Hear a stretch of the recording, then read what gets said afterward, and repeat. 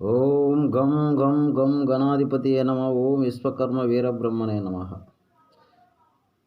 9 ఉప్పులతో శంకు కట్టు. మిత్రులు అందరూ గమనించాల్సిన విషయం ఏంటంటే,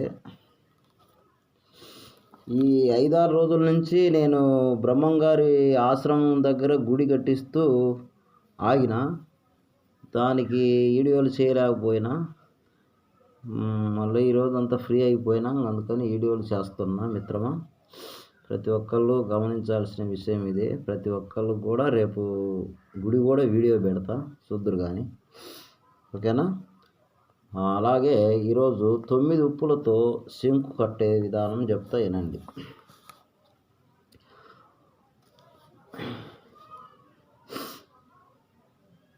మైలతుత్తం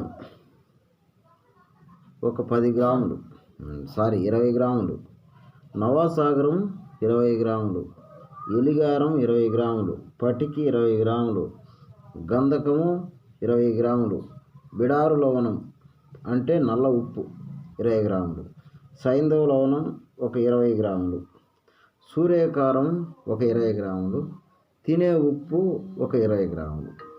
ఈ మొత్తం కలిపి 10 గ్రాముల లెక్కన తీసుకున్నా సరిపోద్ది మిత్రమా, వినండి. 10 గ్రాముల లెక్కన తీసుకున్నా 100 గ్రాములు అయింది మొత్తం, ఓకేనా.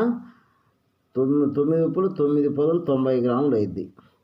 90 గ్రాములు తీసుకొని మనం ఏం చేయాలి, ఒక బకెట్ వేసి ఆ బకెట్ నీళ్ళల్లో ఈ ఉప్పులు మొత్తం నూరేసి కలిపి నీళ్ళల్లో వేసేయాలి. నీళ్ళల్లో వేసి బాగా కరిగిపోయిన తర్వాత 1 రోజు కానీ 2 రోజులు కానీ ఉంచితే బాగా కలదిప్పుతూ ఉండాలి. 1 రోజు కానీ 2 రోజులు 5 రోజులు దాకా ఉంచితే ఇంకా బాగుంటుంది. మొత్తం రోజు కలదిప్పుతూ ఉండాలి. 5 రోజులు అలా చేయండి. 6వ రోజు ఏం చేస్తారు, అవి మొత్తం తీసుకొని ఒక ఉప్పులు ఆ నీరంతా తీసుకొని ఆ నీరు మొత్తం ఇమరకాయించండి. ఒక స్టీల్ గిన్నెలో పోసి ఇమరకాయిస్తే ఉప్పులు అన్నీ కలిసి మంచి ఉప్పు తయారైద్ది. ఉప్పు తయారైన తర్వాత ఆ నీళ్ళని ఇమరకాయించక ఉప్పు తయారైద్ది. ఉప్పు తయారైన తర్వాత అప్పుడు ఆ ఉప్పులో శంకు ఒక 30 గ్రాముల శంకు తీసుకొని 30 గ్రాముల శంకు అందులో పెట్టి సీల్ చేసి వాలుకలో పెట్టి 1 గంట సేపు వండండి. వండితే శంకు కడుతుంది. అలాగే తాళకం కూడా కట్టుద్ది, ఓకేనా. ఆ విధంగా కట్టుద్ది. దాన్ని తీసుకొని మనం కట్టు భాగం తీసుకొని ముందుకు పోవచ్చు, ఓకేనా.